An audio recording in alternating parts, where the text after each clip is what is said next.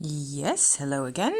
So this is the mysterious little project that I've been working on for the past 2.5 days or so.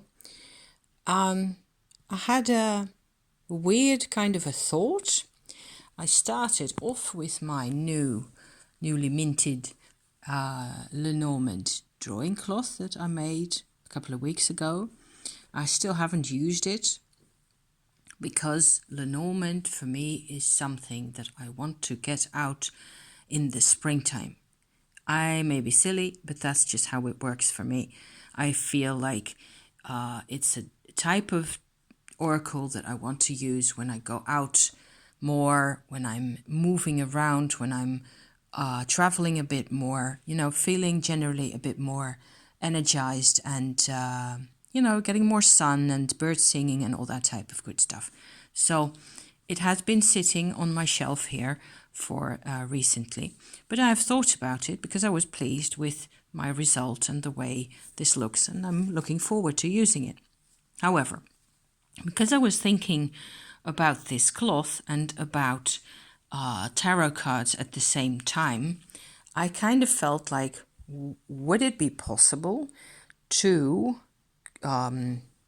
create a deck that is tarot basically, but that has 36 cards? Would that be possible? So you'd have to have the majors, obviously.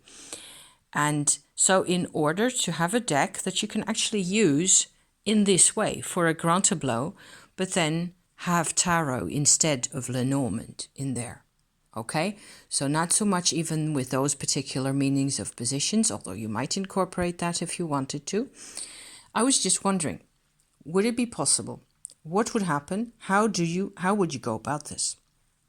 So I realized fairly quickly that if you take all your majors, 22 cards, and you take a single suit of numbers and court cards, meaning 14 cards, you end up having a set of 36 cards, right? So, of course, that was like a dime in my brain falling. So I had to go and do that. Try to make myself a cardboard deck that has actually just, a single element. So I'm not quite sure what to call this yet, whether this is a single element tarot or whether you even dare to call it a tarot. It doesn't really matter. I was inspired by Frozen 2, where there is mention of a fifth element at some point. So that's the name. So I have used these little pentagrams all over as a symbol for the suit in question. So this might be a spirit suit, like a fifth element, or a soul suit, or whatever have you, whichever way that appeals to you best. And going from 1 through to 10 in the end. And then there's court cards up here and majors down here. So I was struck by, when I designed this, that it actually felt quite appealing to me to design shapes that are basically working around a center. So they have it's a geometrical approach, much more than a numerical approach, right? So each of these is basically 6, 7, 8, 9, 10.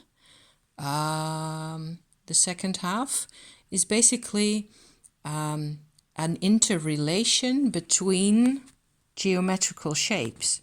And the 8, of course, is the double of the 4. So you have 2 squares in there. And all that type of intel is in numerology as well somewhere. But I managed to, I think, incorporate it into my design for the cards, rather than having the Marseille version or the Pippish version of just rows of items. You would have a disposition like a crystal, where the interaction between the number of elements is kind of visible in a way. So these are just interpretations. I was just having fun here, you know. It's just a basic idea. So each time in here, for example, you have the 5, and this is a repetition really of 2 superimposed pentagrams like that. So as to get 10 angles like that. So there's 2, and then somehow, you know, that creates this image in the middle of the hexagonal figure, which doesn't really have anything to do with either the 10 or the 5. But it's just like each time there's this suggestion of a next level coming out at some point, and I just thought this was quite interesting. An interesting way to work at this. And then these are my major cards. I loved having to rethink my approach to the majors. I once did a majors only painting series that I should really show you at some time, but it's really old. I did that 30 years ago, I think. Don't exaggerate. Maybe 25 years ago. So my representations of the majors have changed quite a bit. So I'm going to go through them. The Fool. As you can see, I simplified things quite a bit because I wanted the cards to be like as compact and basic as possible. So the Fool has the pentagram of the 5th element in it, but also a dog footprint, just, you know, to refer even to the Rider-Waite interpretation of the Fool with his bag and his wand and his doggy. You know, and the dog has 5 toes on his foot. So there's the 5 toes and the pentagram next to each other, which I thought was rather cool. So over here, the Magician card has symbols for the 7 planets on it. And that's actually based on an image from my Alchemy and Hermeticism book. Then I get a woman, pregnant woman, with 2 generations inside her, and a moon, High Priestess, a pregnant woman with no moon, but a necklace and twins inside her, the Empress. The Emperor alone is not even really a person, but rather his empire, his land, as it is organized with mountains, and it even has a little dragon in there. Then the High Priest has all these symbols about him, but he is definitely male, and he also has an inner child again. So I thought that was pretty important for me to make a card that really has a pregnant man, if you like, because I think all men have an inner child inside them, whether they like it or not. And it's something that can do with a bit more attention. The Lover's card right here was actually an idea of my husband's, of a rose growing out of the conjunction of these 2 swords. And I thought that was pretty cool. This is rather a surrealistic one. The Chariot has sails rather than animals pulling it. The Strength card is a Sphinx, part lion.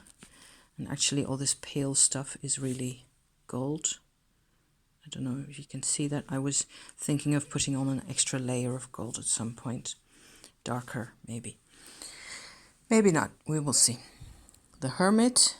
The Hermit, in my belief and in my own personal life, is all about silence and reflection. So the reflection of the 1 5-pointed star into the other. The Wheel of Fortune. In this particular case, it looks like this person has completely lost their Wheel of Fortune. So that was kind of dramatic, and it just sort of happened to me to think of it this way. And there's stars and there's tears, and there's the tear has another pentagram in it. So it's like it's never really hopeless, even though it seems that way. A lot of this is imagery that just sort of comes up to me or comes up in my mind, and I go with the flow and see what happens, basically. Justice, pretty sensible, I think. The Hanged Man is actually the upside down world. So it's a tree hanging from the earth. The horizon is up there. Death card. Temperance. There's a whole other story as to temperance for me, with which has much more to do with tempering of ideas or thoughts even, or emotions. The Devil as a Medusa character. Fear as the devil. The Tower. Tower looks really peaceful because it is protected by a 5-pointed star figure.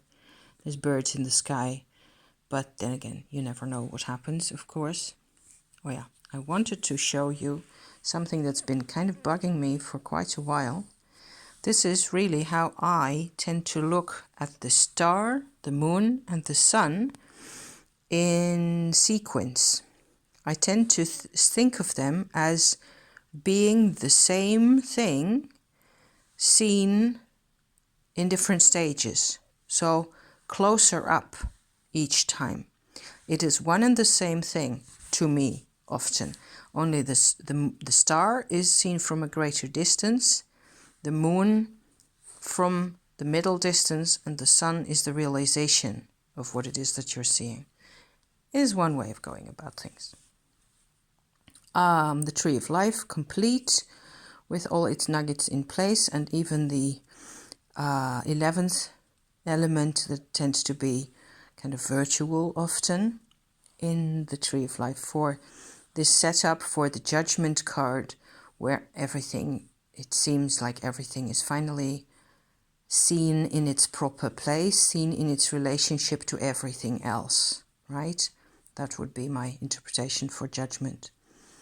This one isn't actually really finished yet because I want to put a bit more color in there. I want this to be the World card, where this person is sitting on all these forces coming out of the earth, all these connections, and creating a new organized light frame, if you like. New energy, new vibrations, new intentions, washed clean in a way. So I hope you like this. I have no idea how I'm going to work with this. I suppose I made it basically to do a grand tableau with, and I have no idea what that's going to look like. I just finished these. Basically, they're mostly finished. This is what the backs look like. They're all different because I used a leftover piece of cardboard that I still had that has these funny flowers on the top, and I think it looks really cute together. And I wasn't feeling so well, so it was really easy for me to just, stick on pieces of cardboard and have fun with, inks and things. So I will potentially let you know how I'm getting on with this, whether it's any use. I actually try to transpose my, the 4 corners of the houses astrological chart spread that I did just now in the Marseille cards into this. And then, of course, you lose all distinction between your cups, your wands, and your swords that were in that spread originally. And so it becomes only about the numbers, instead of having separate little shops of activity where the one's the shop of the wands and the other is the one shop of the cups, and you're supposed to make sense of all that. It was kind of fun. It's kind of interesting. So I hope you like my cards. I hope you have a nice weekend. I'm going to sign off right now. I will be back next week with something completely different again. Okay, thank you for watching, you guys. Thank you so much. See you soon. Bye-bye.